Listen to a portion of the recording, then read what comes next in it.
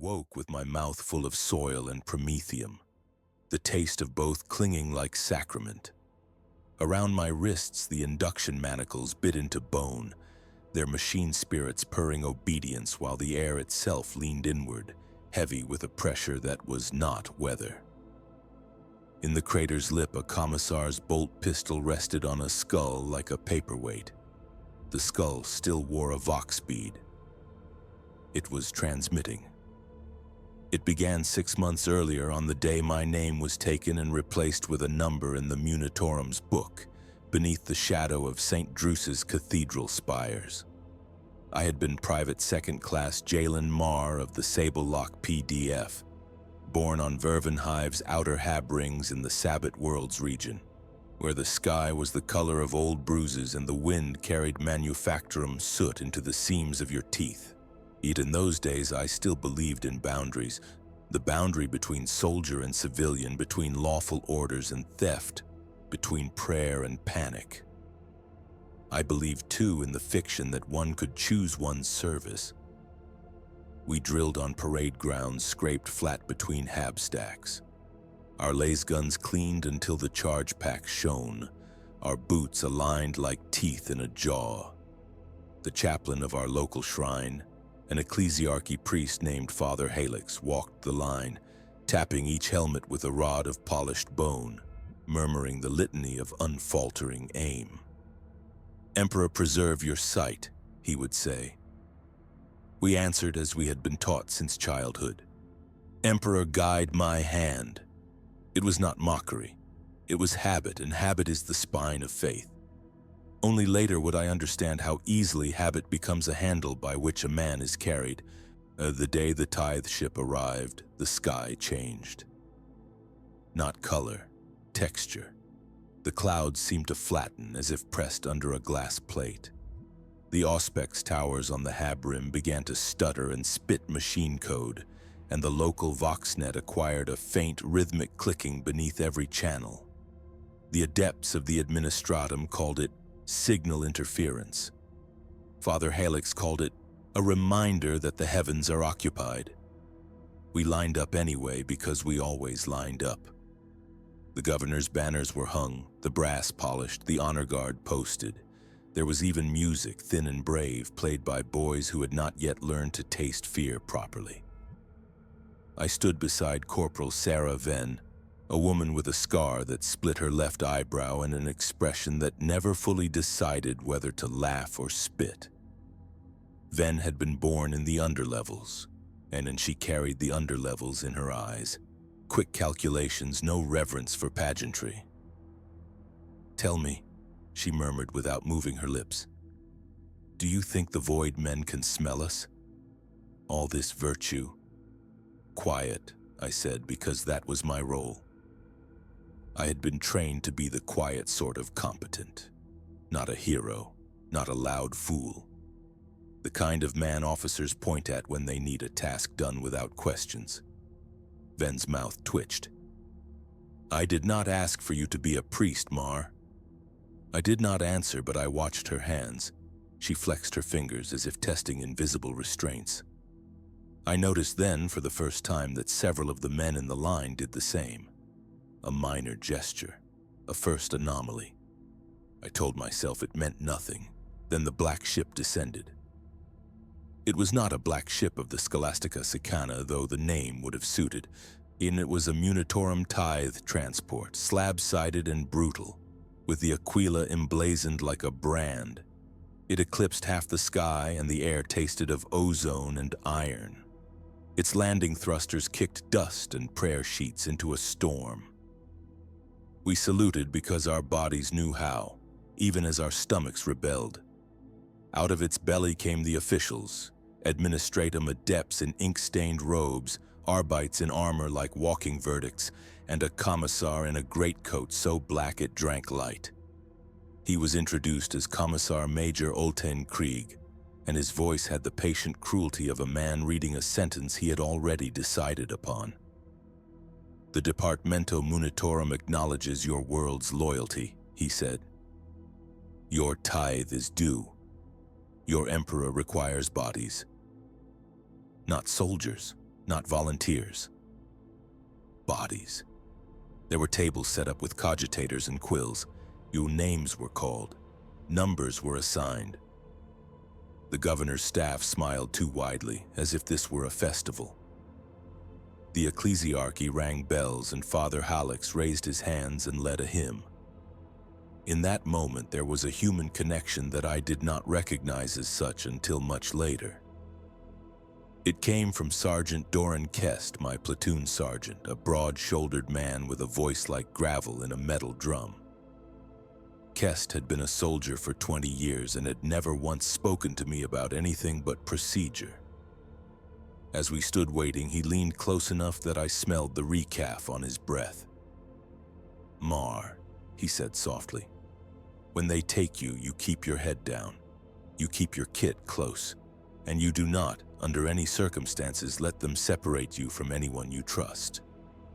"Sergeant?" I asked because I did not understand. "To take me?" His eyes remained forward, his jaw worked once. "They are not here for volunteers," he said.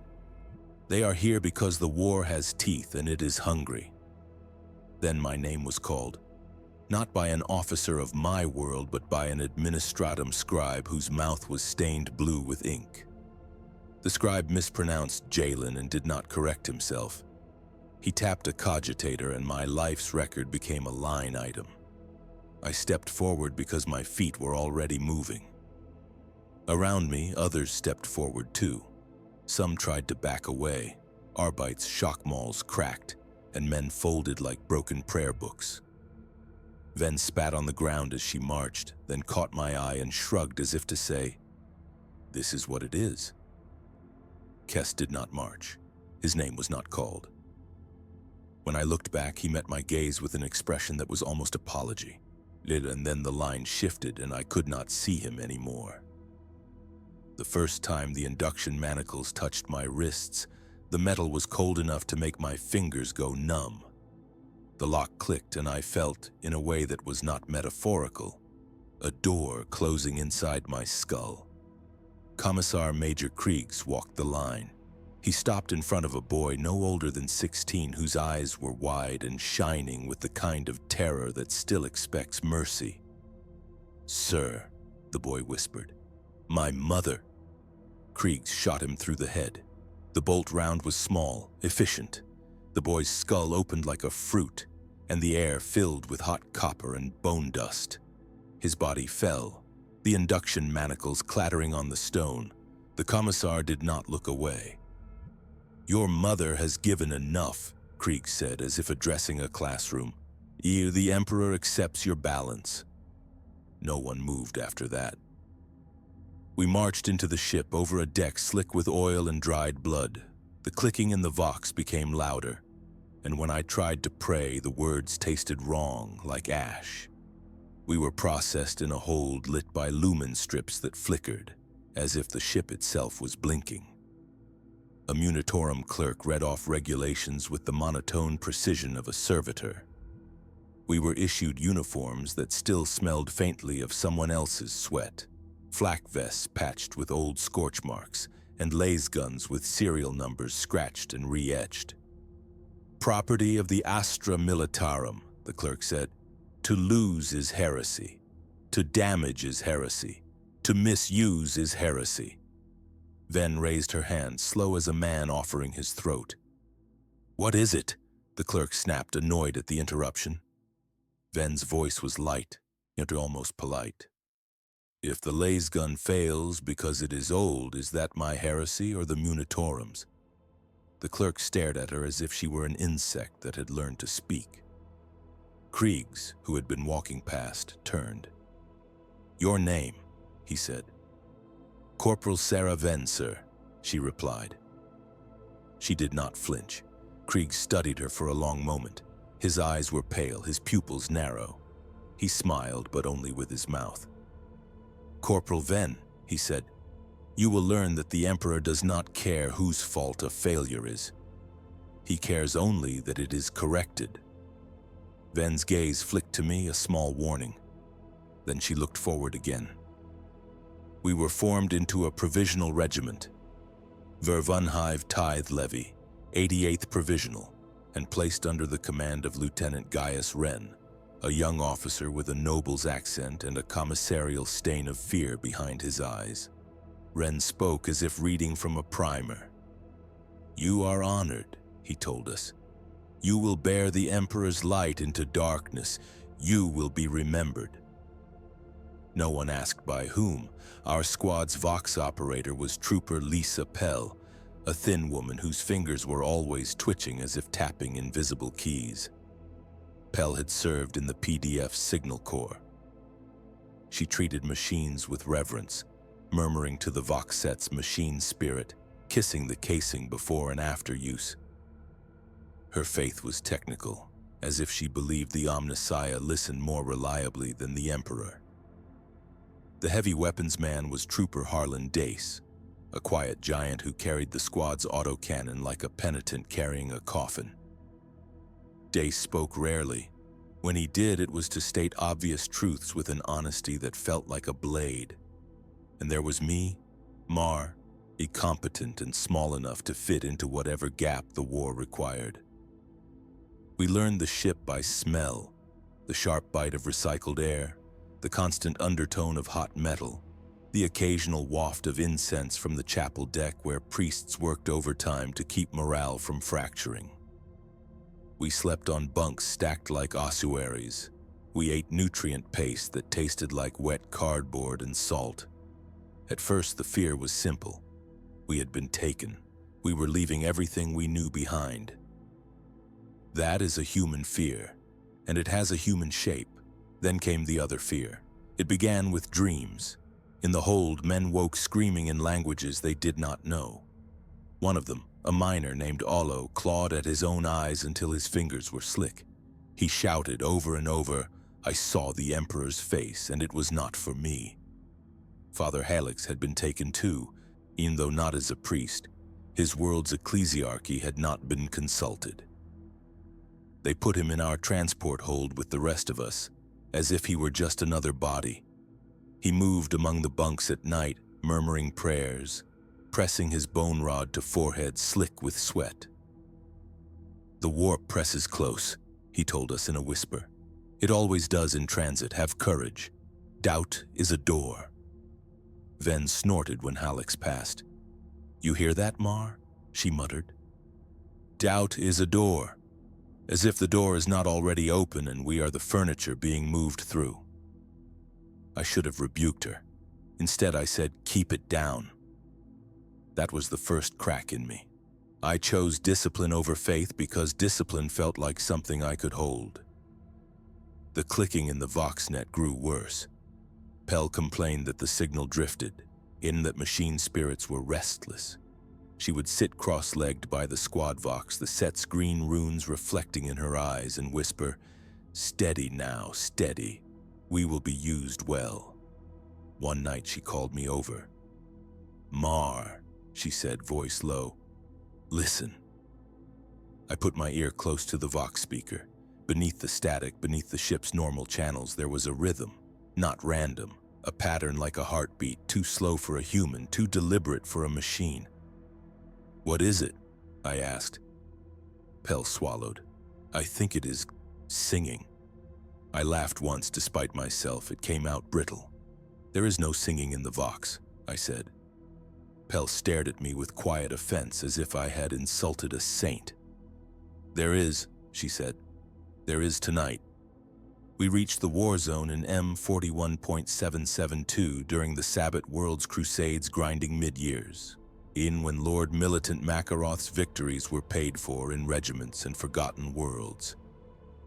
Our destination was a nameless moon orbiting a gas giant, designated only as KX-17, a staging ground for assaults deeper into the sector. The Munitorum called it strategically insignificant. That meant it was a place where the Imperium could afford to lose men. The landers shook as they descended. Men vomited into their helmets. Ven's knuckles were white on her laser gun. Dace's jaw clenched as if he were biting down on prayer. Pell kissed her Vox set and whispered, "Do not fail me." I watched Lieutenant Wren strap himself in, his hands trembling slightly. Krieg stood at the front of the lander, unmoving, as if gravity and fear were beneath his notice.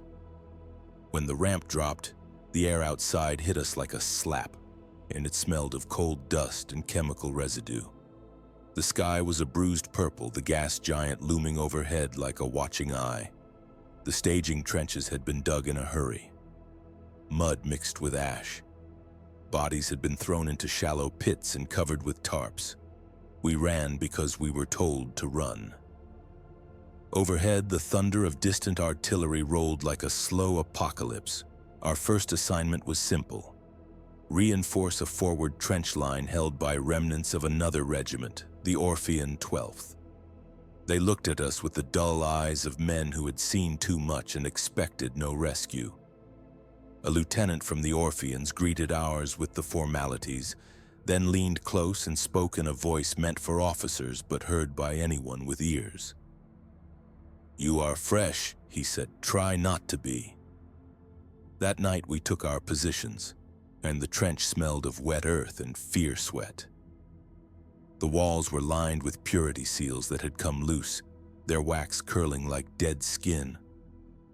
Someone had nailed a small icon of the Aquila into the mud, and it hung crooked, as if the emperor himself could not find a comfortable angle here. Father Hallex joined us in the trench, his robes tucked up, his bone rod held like a weapon. "You are not alone," he told us. "You are never alone. The emperor watches." Ven looked up at the gas giant's swirling bands and said too softly for anyone but me, "Then he blinks a lot." The first enemy contact came before dawn, not with a roar but with a silence. The wind died, the distant artillery ceased, even the mud seemed to hold its breath. Pell's vox crackled. The clicking heartbeat rhythm returned louder, layered beneath our regiment's channel like a second voice. "Mar," she whispered, "it is back." Then the sky at the horizon brightened, not with sunrise but with something like a wound opening. A sickly light, greenish and wrong, seeped upward.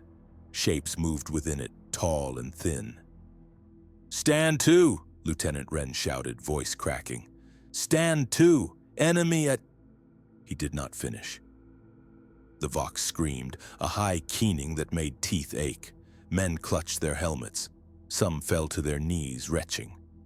Kriegs drew his bolt pistol and fired into the air once. The sound cracked the moment like a whip. "Discipline," he said calmly, "is mercy." The enemy came into view. Traitor infantry, yes, but not like the renegades of stories. These wore Imperial flak and ragged uniforms marked with old regimental insignia, some of them Vervunhive's own, and their faces were pale, their eyes too wide, their mouths moving in unison as if chanting. Religious corruption, I learned then, is not always a scream. Sometimes it is a familiar prayer spoken with the wrong mouth. We opened fire. Last bolts stitched the gray light. Men fell, but they rose again, jerking like puppets. Dace's autocannon barked, tearing bodies apart, but the pieces kept moving for a moment, as if refusing the authority of physics. "Emperor, preserve us," Hallex whispered, and for the first time his voice carried doubt. The traitors reached the wire. They did not cut it. They walked into it, letting barbs tear flesh, and kept coming. One of them, a woman with half her face missing, smiled at me through the wire and spoke in a voice that was not hers. "You were promised choice," she said. "You were promised meaning." I fired until my lasgun's barrel smoked. We held the trench line through that first assault barely. Men died. Men screamed. Krieg shot 3 of ours for breaking and running. Each shot was precise, almost gentle, as if he were euthanizing animals. Afterward, as we sat shaking in the muck, Ven leaned close. "Still think this is about duty?" she asked. "It is always about duty," I said, because I needed it to be true. Ven's laugh was quiet and ugly. "Duty is just the name they give the cage." In the days that followed, the disturbances accumulated. The wind would stop at random intervals, and in the stillness we could hear voices speaking from the mud. Men found their rations spoiled with black mold shaped like tiny aquilas. A supply servitor walked into our trench line one night, its faceplate cracked. I then recited the litany of sacred maintenance backwards. Pell began to bleed from her nose whenever she used the vox. She insisted it was nothing. She wrapped a cloth around her nostrils and kept working, whispering apologies to the machine spirit. Lieutenant Wren started issuing contradictory orders, then denying he had done so. His eyes developed dark circles that made him look older, haunted. Father Hallex began to spend more time alone, kneeling in the trench's small shrine alcove, his prayers growing longer, more frantic. Dace, who spoke rarely, said one evening as we cleaned weapons, "Something is watching the line." Ven glanced up.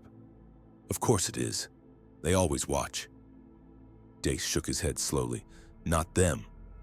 Something else." I wanted to dismiss him. I wanted to say it was nerves. And instead, I found myself scanning the darkness beyond the wire, and for a moment I thought I saw a shape, tall and thin, standing just beyond lasgun range. It did not move when I raised my weapon. It simply stood as if waiting for the proper formality to be observed. I told myself it was smoke. Only later would I understand how the mind clings to smoke as a lifeline. Our orders came down on the 7th day. A night raid to seize a traitor Vox relay station half a kilometer beyond no man's land. The relay was interfering with orbital communications, preventing resupply and reinforcement. The Munitorum required it taken. We were, in Lieutenant Wren's words, expendable enough to be suitable.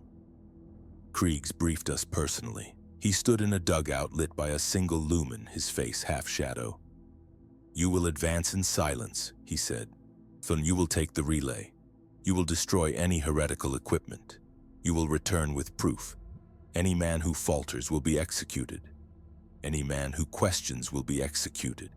Any man who listens to the enemy will be executed." Ven raised her hand again, and for a moment my heart stopped. "Sir," she said, voice controlled, "what counts as listening?" Kriegs looked at her as if weighing a bullet. "Anything that enters your mind without my permission," he said. No one spoke after that. We went over the top at 0200. The night air was so cold it felt sharp in the lungs. The ground beyond the trench was cratered, littered with bone-white shards of something that had once been men. Our boots sank into mud that clung like grasping hands. Pell's vox whispered static. The heartbeat clicking grew louder as we approached the relay. It was like walking toward a drum beat you could not escape. Halfway there, the world shifted. Not with an explosion or a roar, but with a sense of scale distortion, as if the distance between steps changed.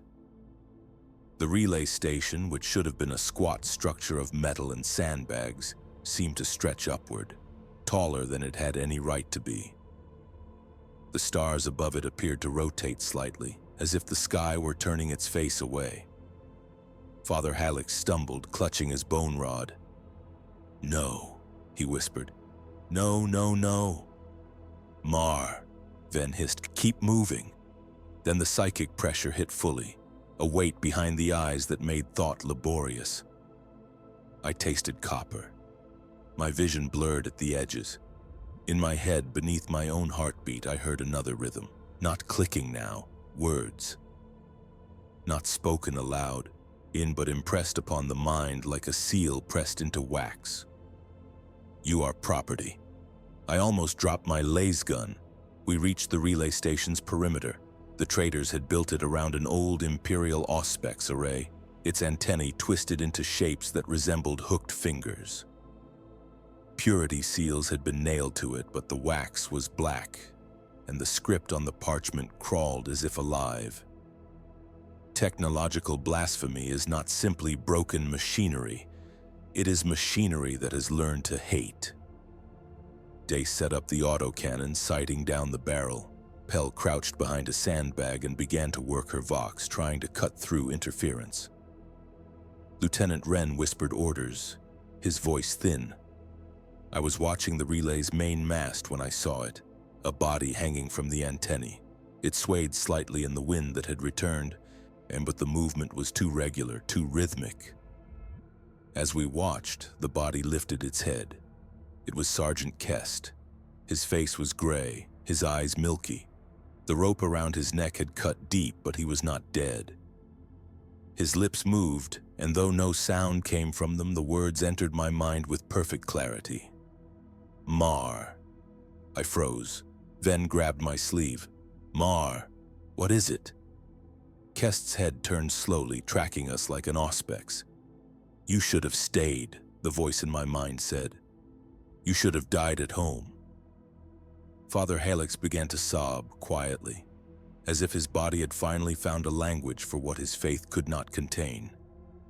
Then the relay station's machine spirit screamed. It was a sound that came from the Vox, from the Auspex array, from the metal itself. A shriek of binary and pain. The lumen strips we carried flickered, then flared green. For a moment I saw the relay station as if through another set of eyes. The metal was veined like flesh, cables pulsing, runes bleeding. Pell screamed aloud, clutching her head. Blood poured from her nose and ears. It is awake, she gasped. It is awake, and it is, Emperor, it is... She did not finish. Something moved in the air above us, a ripple like heat haze, then a shape pushed through reality as if reality were a membrane. Warp manifestation is not spectacle, it is violation. A figure emerged, tall, thin, draped in rags that might once have been a priest's vestments. Its head was elongated, its face a smooth plate of bone with a single crack down the center. From that crack seeped green light. It carried no weapon. It did not need one. Lieutenant Wren raised his last pistol. His hand shook violently. Fire! He shouted. We fired. A lasbolt struck the figure and vanished, swallowed as if by water. The figure tilted its head, curious. Then in my mind I heard its voice layered over Kest's. Forced, it said, taken, bound, kept. Ven spat a curse and fired again as if stubbornness could wound the immaterial. Dace's autocannon roared. The shells tore through the air, and for a moment the figure blurred. It did not fall. It stepped forward, and the ground beneath its feet frosted, then blackened, as if life itself recoiled. Father Helix stood, raising his bone rod like a crucifix. In the name of the Emperor, he shouted, voice breaking, be gone! The figure turned toward Helix, and for a moment the psychic pressure eased, like a predator pausing to savor. Then Helix's eyes widened. His mouth opened. His voice came out as someone else's. He is silent, Helix said, calmly. He has always been silent. Helix lowered his rod. He smiled, and the smile did not belong on his face. Ven stared. Father? Helix turned to us, still smiling. You thought faith was a shield, he said. It is a door. Krieg's bolt pistol cracked in the darkness. Helix's head exploded, fragments of bone and blood spattering the sandbags. His body fell without grace, robe folding like a discarded banner. Krieg's had appeared from the shadows, moving with the certainty of an executioner. He did not look at Helix's corpse. He looked at the warp thing. You will not have them, Krieg said, voice steady. The figure's crack of light widened. In my mind, laughter. You already do. That was the midsection shock, the moment the war ceased to be a conflict between armies and became a conflict over the definition of a soul. I did not have language for it then. I only knew that something had reached into our lives with bureaucratic familiarity, as if the warp itself had learned the Imperium's method: assign, file, requisition. Krieg's barked orders. Charges now. Pell, still shaking, fumbled for demolition packs. Ven grabbed one and shoved it toward the relay mast. Dace kept firing, sweat streaming down his face despite the cold. Lieutenant Wren stood frozen, eyes rolling back as if he were listening to an inner choir. "Mar!" Ven shouted. "Move!" I moved because Ven's voice was the last human thing in that moment. We planted charges at the relay's base. The metal felt warm, almost feverish. It pulsed beneath my hands like a living artery. As I pressed the detonator into place, the hanging Kest spoke again in my mind. "You will die for a number," he said. "Is that what you wanted?" I looked up at him. His eyes met mine, milky and accusing. His lips formed words I could not hear. I wanted to answer. I wanted to say I had not chosen this. But the truth was uglier. Some part of me had always believed I would be taken, that my life belonged to something larger. The Imperium had simply formalized what the poor learn early. The warp thing stepped closer. The air grew thick, syrupy. My limbs felt heavy. Ven's face contorted, her teeth bared in a grimace that was half rage, half prayer. Pell collapsed, convulsing, whispering binary nonsense. Dace's autocannon jammed with a clunk that sounded like doom. He slammed the feed, muttering, "Work! Work, damn you!" Lieutenant Wren finally spoke, voice distant. It says we can go home." Ven turned on him, eyes wild. There is no home." Wren smiled faintly. "It says there is. It says we were stolen." Krieg struck Wren across the face with the butt of his pistol. "Lieutenant," he said coldly, "you will not bargain with the Abyss." Wren's smile remained. Blood ran from his split lip. "Mar," the warp thing said in my mind, using my name with obscene intimacy. "You were forced. You were made a weapon. Would you like to be unmade?" In that instant, the philosophical question that would haunt me across campaigns and years opened like a wound. When does duty become damnation? Is obedience a virtue if the hand that guides you is monstrous? If you are forced into service, is your sacrifice still sacred or merely consumed? I did not answer. I could not. I could only act. "Kriegs!" I shouted, surprising myself with the sound of my own voice. The charges." Kriegs nodded once. "Detonate." Ven hesitated, hand on the detonator line. Her eyes flicked to Pell, convulsing. To Dace, fighting the jammed autocannon. To me. "We leave her?" Ven said, voice cracking. Pell's fingers clawed at the mud. Her eyes rolled. Blood bubbled at her lips. "We take her or we all die," Dace said, his voice low and flat. Kriegs raised his bolt pistol toward Pell, not unkindly, as if offering a final mercy. "No," Ven said sharply, stepping between. "No, she is ours." For all her cynicism, for all her talk of cages, Ven could not abandon one of us. That was her humanity, stubborn and inconvenient. I grabbed Pell under the arms. Dace grabbed her legs. We hauled her backward, away from the relay mast. The warp thing watched, head tilted, as if observing an experiment. Kest's hanging body began to laugh silently, his shoulders jerking with mirth. Lieutenant Wren stepped forward toward the warp thing, hands outstretched. "Please," he whispered, "take me instead. I did not want—" Krieg shot him through the chest. The bolt round detonated inside, turning Wren's torso into a red mist. Wren fell, still reaching, his fingers twitching in the mud.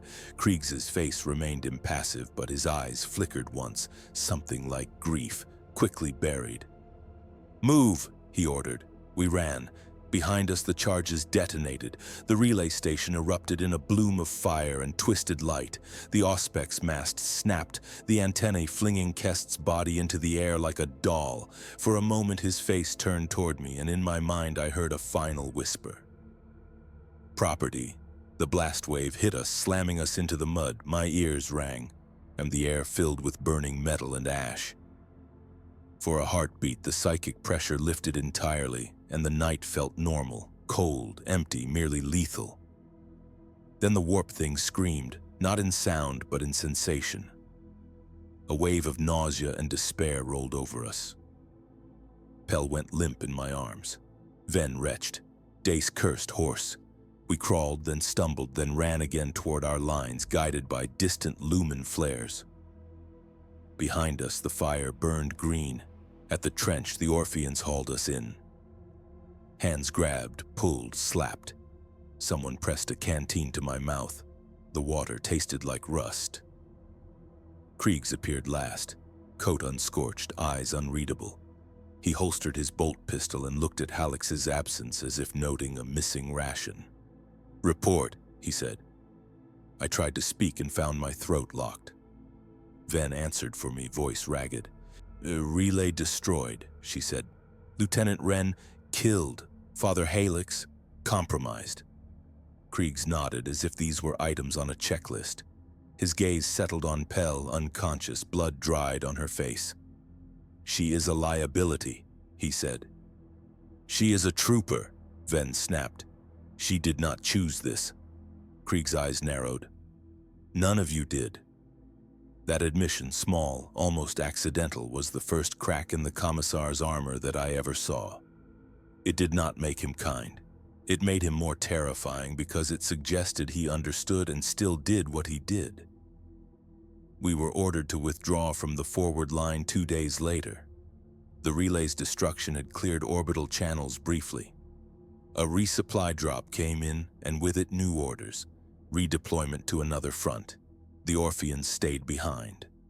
We did not say goodbye, and there was nothing to say that would not sound like theft. We carried Pell on a stretcher to the rear staging area. She woke once during the march, eyes glassy. "Mar," she whispered. "I am here," I said. She smiled faintly. "Do you hear it?" "Hear what?" "The singing," she said. "It is in me now." Then she passed out again. The environment reacted to us as we moved.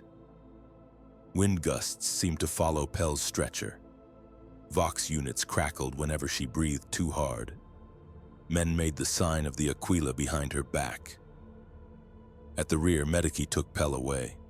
A tech priest engine seer named Adept Prime Sorrel arrived with red robes and a face half replaced by augmetics. Sorrel examined Pell with mechadendrites clicking and whirring. "The Vox interference is not external," Sorrel said, voice filtered through a grill. "It is resident." Ven stepped forward. "You mean she is possessed?" Sorrel's head tilted. "I mean she is transmitting." We were loaded onto a transport shuttle and returned to orbit, to a Navy frigate assigned to convoy duty. His divine vigilance. Its corridors smelled of machine oil and incense. The ship's chapel was lined with votive candles that trembled in invisible drafts. Kriegs escorted us to a formal debriefing chamber where an Administratum interrogator awaited. Interrogator Censor Lethus Varn, a thin man with parchment skin and eyes like dried ink. Varn's servo skull hovered nearby, quill poised. "State your names and ranks for the record," Varn said. We did. When it was my turn, I said, "Private Second Class Jalen Marr, 88th Provisional." Varn's quill scratched. "Describe the engagement," he said. We spoke. Ven spoke with clipped anger. Dace spoke with minimal words. Ian Krieg spoke with precise timings and tactical notes. When it came to the warp thing, to Kest's hanging body, to Halix speaking blasphemy, Varn's expression did not change. Only his quill slowed. When we finished, Varn leaned back slightly. "Your account suggests exposure to enemy psyker activity," he said. "Hallucination is common." Ven's hands clenched. "It was not hallucination." Varn's eyes flicked to her, uninterested. "Corporal, the Imperium does not run on what you believe you experienced. It runs on what can be categorized." Krieg's voice was even. "We destroyed the relay. That is the salient fact." Varn nodded as if pleased. "Correct. The relay is destroyed. The interference ceased. That is what will be filed." "And the rest?" I asked before I could stop myself. Varn looked at me, genuinely curious, as if studying an unusual stain. "The rest," he said, "is corrosive. The rest is how morale dies. The rest is how heresy spreads. Therefore, the rest will be removed." He gestured, and 2 armsmen entered. They carried a sealed data slate case and a small black box with inquisitorial sigils. Not the rosette itself, but marks that suggested authority beyond our comprehension. Sorrel stood in the doorway, mechadendrites twitching. "The trooper Pell," Sorrel said. "She is to be transferred to Mechanicus custody for calibration." Ven stepped forward again, voice rising. "You will not take her." Krieg's bolt pistol was in his hand in an instant, aimed at Ven's forehead. "Stand down," he said quietly. Ven's eyes burned. She did not move. Dace placed a heavy hand on her shoulder. "Ven," he said low, "hey, we cannot win this one." Ven's breathing was harsh. Slowly she stepped back. Pell was taken. We never saw her again. The official record filed under Munitorum Seal KX-17/88/RAID stated night raid conducted successfully. Enemy Vox relay destroyed. Casualties acceptable. Enemy psyker interference suspected. Ecclesiarchy attendant deceased in action. Lieutenant G. Wren deceased in action. No further anomalies noted. No further anomalies noted. That sentence is a knife that can be used 2 ways, to protect an institution or to gut a witness. We were reassigned. The war moved on, as it always does. Our squad was folded into the Vostroyan 19th for a campaign on Enothis, then into Akkadian replacement formation when those Vostroyans were annihilated. Our regiment's name changed. Our numbers changed. Our dead were recorded and forgotten. But I carried a private truth that did not fit in any ledger. That the warp had spoken to us in the language of the Imperium, property, requisition, forced compliance, and that it had found purchase because the Imperium had taught us those words first. Months later on Enothis, we stood in a ruined shrine while artillery shook dust from cracked statues. A new priest recited litanies over our ammunition. His voice was strong, confident. The candles burned steady. Everything looked like faith again. Then as he raised his hands, I smelled promethium and soil at once, though there was no fire and no earth exposed. My wrists itched as if manacles still bit them. I blinked, and for a moment the priest's face seemed too smooth, like bone with a crack down the center. It passed. I told myself it was fatigue, and that night I went to the regiment's small librarium, if one could call a locker of prayer books a librarium, and searched for any mention of KX-17, of relay stations, of hanging men speaking without sound. I found nothing. The pages I needed did not exist, or had been burned, or had never been written. I asked a veteran Cadian sergeant if he had ever heard of Vox units singing. He looked at me for a long moment, then spat. "Do not chase that," he said. "It chases back." I began to avoid Vox traffic when possible. The clicking rhythm still came sometimes, faint beneath transmissions. When it did, my stomach tightened and my mouth tasted of ash. I wrote a letter once in my head to Sergeant Kest, though he was dead. I apologized for surviving. I told him I understood his warning too late. I never spoke it aloud. And I tried to contact Ven after our reassignment, but squads were shuffled, units dissolved, names lost in the Munitorum's grinding mouth. Once on a transit deck, I thought I saw her across a crowd of soldiers, scarred eyebrow, hard eyes. When I pushed through to reach her, it was a stranger. The stranger stared at me as if I were mad. Dace stayed with me longer. He and I fought on 3 worlds together. He never mentioned KX-17, but sometimes before a battle he would touch the side of his helmet twice. Tap, tap, as if acknowledging an unseen watcher. I began to do it too. Decades later, I was no longer Private Marr. I had become Sergeant Marr, then Staff Sergeant, then Platoon Sergeant in a regiment whose original world I could not name without checking my own dog tags. I had survived long enough that younger men looked at me the way I once looked at Kest. as a fixture, something that belonged to the war itself. The Imperium rewarded survival with responsibility, not relief. On the world of Vast, during a counterinsurgency against cultists who wore the Aquila upside down, we captured a Vox array in a cathedral ruin. The array's metal was warm, feverish despite the cold rain. Purity seals hung from it, wax blackened. A young trooper beside me, barely grown, tilted his head. "Sergeant," he said, "do you hear that?" My throat tightened. "Hear what?" he swallowed. "It sounds like singing." I ordered the array destroyed. The trooper looked at me as if I were robbing him of something. He did not understand that I was trying to save him from being heard. In the same campaign, I encountered a man who claimed to have been on KX-17. He approached me in a trench line, his face scarred, his eyes too bright. "You were there," he whispered. "The green fire, the hanging man." My heart hammered. "Who are you?" He smiled. His teeth were filed to points. "Property," he said softly. I drew my knife and cut his throat before he could say anything else. That is not a heroic act. It is a pragmatic one. The Imperium teaches pragmatism. So does the warp. Sometimes they meet in the same hand. Centuries are not granted to guardsmen as a rule. We are a currency meant to be spent quickly. But the galaxy is vast, and time is uneven in war.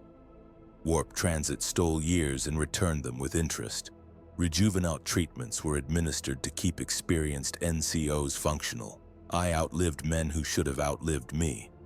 I developed habits born from trauma. Before sleep, I would check my wrists for marks that were not there. Before battle, I would tap my helmet twice. When the Vox clicked, I would bite my tongue until I tasted blood, just to remind myself I was still in my own skull. I stopped attending chapel services unless required, not out of atheism but out of caution. Faith had become a door in my mind, and I no longer trusted what might walk through. Hope still existed, and it was sharper for being rare. It lived in small things: a trooper sharing his last recaf, a medic working through shellfire, a squad singing a hymn off-key because the sound of human voices mattered. I learned to treasure those moments not as proof that the Imperium was good, but as proof that humanity persisted even when the machine tried to grind it down, and that persistence was the only rebellion most of us could afford. In M42, long after the cicatrix maledictum tore the galaxy like a wound and worlds screamed in the dark, I stood on a bastion wall on a nameless fortress world and watched a line of newly pressed soldiers march into embarkation holds. Their uniforms were too large. Their faces were too young. Induction manacles flashed on their wrists in the lumen light. A commissar read them the oath of service. His voice carried across the parade ground, clean and absolute. "You are the Emperor's," he said. "You are his to spend." The soldiers repeated it, some with fervor, some with terror, none with choice. I was old enough then that my bones ached in the cold, and my eyes had seen too many banners fall. I watched those manacles and felt the phantom bite on my own wrists, and beside me stood Trooper, no, Captain now, Sarah Venn. I had not seen her in over a century. Time had carved lines into her face, but her scarred eyebrow remained, and her eyes were still those of the underlevels, quick, unwilling to bow. She did not look at me. She watched the pressed soldiers. "So," she said, voice rough, "they still do it." "Yes," I said. Venn's jaw tightened. "Do you still tell yourself it is duty?" I hesitated. The answer was not simple anymore. "I tell myself it is survival," I said finally. Venn made a sound that might have been laughter or pain. "That is what they want you to call it." We stood in silence. Below, the soldiers marched. The commissar's bolt pistol gleamed. The hymn of departure rose, thin and brave. Venn spoke again, quieter. "Do you remember Pell?" "Yes," I said. I dreamed of her last week," Ven said. "She was inside a voxcaster. She was singing." My mouth went dry. "What did she sing?" Ven's eyes stayed on the marching line. "Our names," she said, "but not the ones we were born with." We did not speak after that. There are silences that are not emptiness, but containment. We had learned long ago that some truths spread like infection. Later that night, alone in my quarters, I opened a small tin I had carried for decades. Inside was a strip of parchment, stained and brittle, a fragment of a purity seal I had torn from the relay station on KX-17 before we fled. I had kept it without knowing why, perhaps because it felt like evidence, perhaps because it felt like a sin. The script on it had faded, but in certain light, when the lumen flickered, when the ship's engines thrummed at a particular frequency, I could swear the letters moved, rearranging themselves into new words. I did not report it. I did not burn it. I simply held it and felt the weight of unanswerable things. When does duty become damnation? If you are forced into the guard, if your consent is taken by manacles and paperwork and a commissar's bolt pistol, does the Emperor still count your sacrifice as virtue? Or does the warp, hungry and clever, count it first? I have served the Imperium for most of my unnatural life. I have killed traitors, Xenos, and men who might have been saved if time and mercy were currencies the Munitorum issued. I have seen saints rise and die. I have watched worlds cheer their own conscription because they did not know any other language for love. I have also seen, in the green fire of a destroyed relay, that the warp does not only corrupt from outside, it echoes what is already inside us.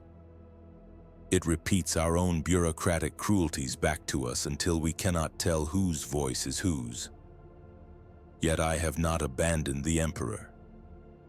Not because I am certain, but because I cannot afford certainty. I have learned that faith is not a shield, it is a posture.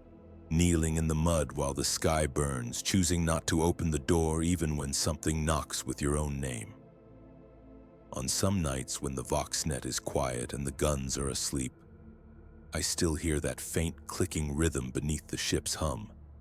I still taste soil and promethium. I still feel the phantom pressure of induction manacles. And in the dark, somewhere between prayer and static, a skull with a vox bead continues to transmit.